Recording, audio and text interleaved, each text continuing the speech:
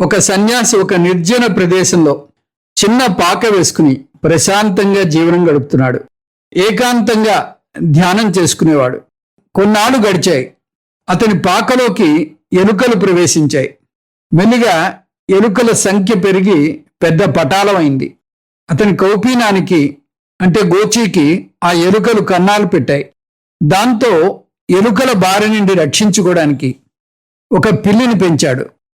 ఆ పిల్లి పోషణకు పాలు కావలసి వచ్చాయి. కొన్నాళ్ళ తర్వాత పాల కోసం ఒక ఆవును కొన్నాడు. ఆవు రాగానే దాని పాడి చూసుకోవడం, దూడ సంరక్షణ కష్టంగా ఉంది. దానికి ఒక ఆడ పని మనిషిని పెట్టాడు. కొన్నాళ్ళు గడిచాయి. ఆ పనిపిల్ల మీద రాగం ఏర్పడి ఆమెను వివాహం ఆడాడు.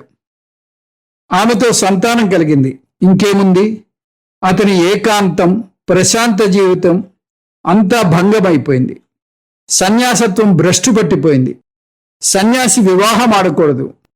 అలాంటిది పూర్తిగా సంసార లంపటంలో మునిగిపోయాడు.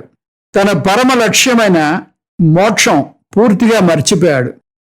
అతని తోటి సన్యాసి పర్యటన ముగించుకుని చాలా కాలం తర్వాత ఈ సన్యాసిని కలిశాడు. ఇతని గృహస్థు జీవితం చూసి ఆశ్చర్యపోయాడు.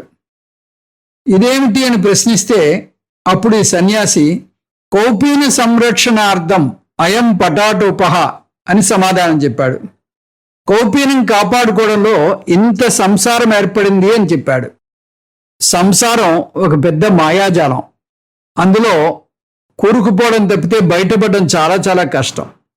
సంసారం నుంచి బయటపడాలి అంటే అహంకార నిర్మూలనం, అది ఒక్కటే పరిష్కారం.